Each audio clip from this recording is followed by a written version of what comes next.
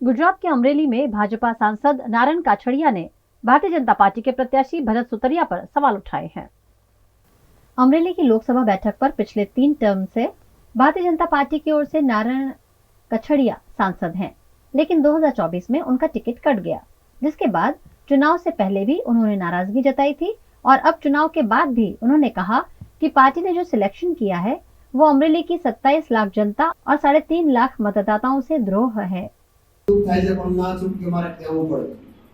पण कार्यकर्ता ने भारतीय जनता पार्टी नो कार्यकर्ता उभो करता करता करता 10 वर्ष लागे। ये कार्यकर्ता ने तोड़वामां खाली 5 मिनिट लागे। तो आवी कोई पण कार्यकर्ता ने तोड़वानी कोशिश न करे, कोई पण धमकी आपी नहीं, कारण के कार्यकर्तानी पाछळ અમે બેઠા એટલે ભારતીય જનતા પાર્ટીના કાર્યકર્તાને ચિંતા કરવાની જરૂર નથી। ઘણાને ધમકીઓ આપતા હતા, આમ નહીં કરો તો આમ કરી નાખજો, આમ નહીં કરો તો આમ કરી નાખજો, આમ નહીં કરો તો તમને આમ કરજો, તમને પોલીસ આ જિલ્લામાં પોલીસ છે ને એની અમને ખબર છે કે આનો બધી મારા તાકાત છે, એટલે પોલીસની ધમકી મહેરબાની કરીને કોઈ કાર્યકર્તા નહીં આપવું। અને કોઈ પણ કાર્યકર્તાને આપણે પાર્ટીના કાર્યકર્તાઓ છે, આપણે કોઈ ખોટું કામ નથી કરવું, ખોટું કામ આપણે કરવાનું પણ નથી, એટલે આપણે કોઈથી ડરવાનું નથી, કારણ કે ભારતીય જનતા પાર્ટીનો આપણે ગળામાં કેસ નાખેલો। અને આજે જે ગઈકાલે દિલીપભાઈ નો લગભગ તો બધી જગ્યાએ તમે જોયું કે કોંગ્રેસમાંથી કે આપમાં સવારમાં આવે, બપોરે અમને હોદ્દો મળે, બીજે દિવસે અમને કેબિનેટની મંત્રીના પદ મળી જાય, સંગઠનના પદ મળી જાય, ધારાસભ્યની ટિકિટો મળી જાય। તો ભારતીય જનતા પાર્ટીના એક સાંસદ તરીકે તમે પાર્ટીની અંદર લ્યો, અમને કોઈ વાંધો નથી, પાર્ટીના નિયમ પ્રમાણે આપણે લેવા જોઈએ અને લઈ આપણે સરવાળો કરવાનો છે, બાદબાકી નથી કરવાની, એ અમે માનીએ છીએ। પરંતુ ભારતીય જનતા પાર્ટીના કાર્યકર્તાને ભોગે નહીં। ભારતીય જનતા પાર્ટીનો કાર્યકર્તા 35 વર્ષથી ઘૂંઘટ પાથરતો હોય, ભારતીય જનતા પાર્ટીના ઝંડા લગાડતો હોય, ભારતીય જનતા પાર્ટીના નારા લગાડતો હોય, અને તમે કાલે સવારે લઈ આવો, એ તમે સ્ટેજ ઉપર બેસતો હોય અને ભારતીય જનતા પાર્ટીનો કાર્યકર્તા સિનિયર કાર્યકર્તા હોય એ સામે બેઠતો હોય, એ કેટલા અંશે વ્યાજબી છે। અને ભારતીય જનતા પાર્ટીના કોઈ પણ કાર્યકર્તાને સાઇડલાઇન કરી અને કોઈને તમારે હોદ્દો કે તમારે પદ આપવું, જે કાલ સવારે આવતા હોય એમના માટે તો ક્યારેય અમે સ્વીકારી ન શકીએ, કારણ કે અમે જેમ દૂધમાં સાકર ભળે એમ ભળી જાવ, એમાં અમને વાંધો પણ નથી।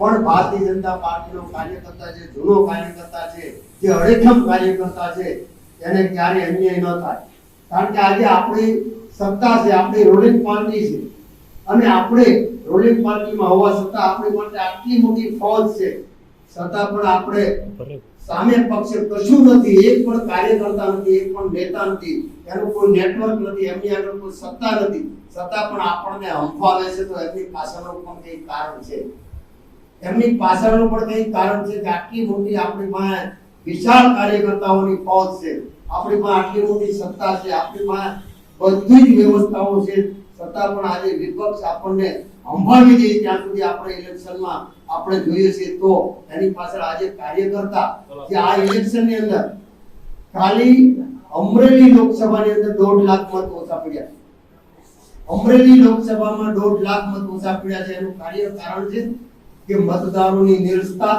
કાર્યકર્તાઓની ઉદાસીનતા, અને ઉદાસીનતા અને નિરસતા એટલા માટે કે આજે તમે જે કંઈ કરી રહ્યા છો એ પાર્ટીથી ખરેખર કાર્યકર્તાને નારાજ કરીને કરી રહ્યા છો। આજે આવડી મોટી ફોજ આપણી પાસે છે, જ્યારે આપણે 2019માં આપણી પાસે જિલ્લા પંચાયત નહોતી, એક પણ તાલુકા પંચાયત નહોતી, એક પણ નગરપાલિકા નહોતી, એક પણ ધારાસભ્ય નહોતો, છતાં પણ આપણે 2 લાખ કરતા વધારે મતથી જીત્યા હતા। 80,000 મત કોંગ્રેસના ધારાસભ્યોની લીડ કાપી અને આપણે 2,01,000 જીત્યા હતા।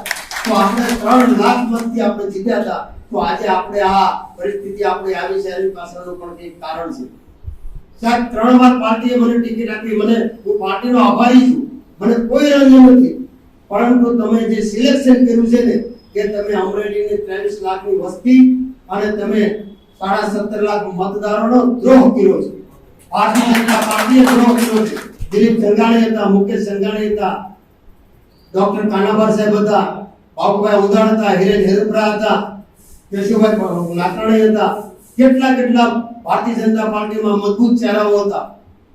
તો તમારે સામાન્ય જે વાત ન કરી શકે, ગુજરાતીમાં પણ એક ઇન્ટરવ્યુ ના આપી શકે, જે બોલી ન શકે એવી વ્યક્તિને તમે ટિકિટ આપીને ભારતીય જનતા પાર્ટીના કાર્યકર્તાને તમે દ્રોહ કર્યો છે, તેમાં મને કહેવામાં જરા પણ એટલી શોક્તિ નથી. वहीं इस मामले अमरेली की कांग्रेस प्रत्याशी जेनी ठुम्मर ने भी अपनी प्रतिक्रिया देते हुए कहा कि भाजपा नेताओं में पनप रहा आक्रोश अब नाराजगी बनकर जनता के सामने आ रहा है.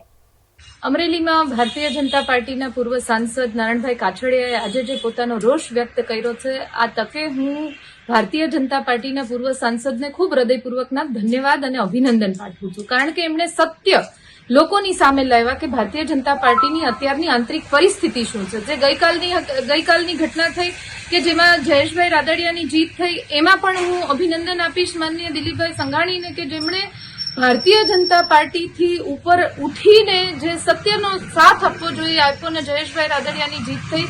ખેર આ તો એમનો આંતરિક મામલો છે, પણ જે પ્રમાણની પરિસ્થિતિ અને કકળાટ અત્યારે ભારતીય જનતા પાર્ટીમાં ઉદ્ભવ થઈ રહ્યો છે, ત્યારે હું હંમેશાથી કહેતી આવી છું કે હાથના કર્યા હૈયે વાગે છે. જે આ એ જ ભારતીય જનતા પાર્ટી છે કે જેને કોંગ્રેસ પક્ષને ભાંડવામાં કંઈ બાકી નથી રાખ્યું. ત્યારે અત્યારે જયારે એમની પરિસ્થિતિ એ જ સ્તર સુધી જઈ રહી છે, એ જ જે પ્રમાણેના સ્ટેટમેન્ટ કોંગ્રેસ પાર્ટી માટે ભારતીય જનતા પાર્ટીના અનેક નેતાઓએ આપેલા હતા, આ તકે હું એમને વિનંતી કરું છું કે અત્યારની જે ભારતીય જનતા પાર્ટીની પરિસ્થિતિ છે એના માટે પણ એ જ પ્રકારના સ્ટેટમેન્ટ લોકોની વચ્ચે આવીને મીડિયાની સામે આવીને આપે, એવો હું આપ સૌના મીડિયાના માધ્યમથી અનુરોધ ભારતીય જનતા પાર્ટીના એક नेताओं ने करूं છું. वहीं इस मामले कांग्रेस प्रवक्ता डॉक्टर मनीष दोशी ने भी सांसद नारायण कछड़िया के बयान पर प्रतिक्रिया देते हुए कहा कि भाजपा की खरीद फरोख्त से बुनियादी कार्यकर्ता नाराज हो रहे हैं. ભાજપાના અમરેલીના સાંસદ રહી ચૂકેલા નારાયણભાઈ કાછડિયાએ કાર્યકરોની વ્યથાના નામે પોતાની પણ વ્યથાને કથા કહી દીધી છે. ભાજપામાં શરૂ થયેલી અસંતોષની આંધી વડોદરાથી શરૂ થઈ, ઉમેદવાર બદલવાની ભાજપાને ફરજ પડી, એમનો અહંકાર તૂટ્યો.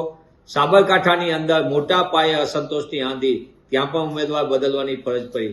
એ શરૂ થયેલી આંધી આણંદ, વલસાડ અને ત્યાંથી સુરેન્દ્રનગર અને પછી એના એપી સેન્ટર સમાન રાજકોટમાં પણ જોવા મળી. અમરેલીની અંદર પણ કાર્યકર્તાઓની મોટા પાયે નારાજગી.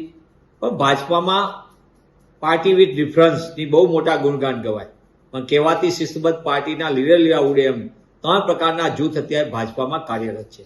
એક જૂથ જે પાયાનું, જે વિચારધારા સાથે સંકળાયેલું, એ પાયાના કાર્યકર્તાઓ, આગેવાનો પક્ષ માટે રાત દિવસ જોડાવીને કામ કર્યું, તે જૂથ સતત અપમાન અને અવગણના થઈ રહી છે.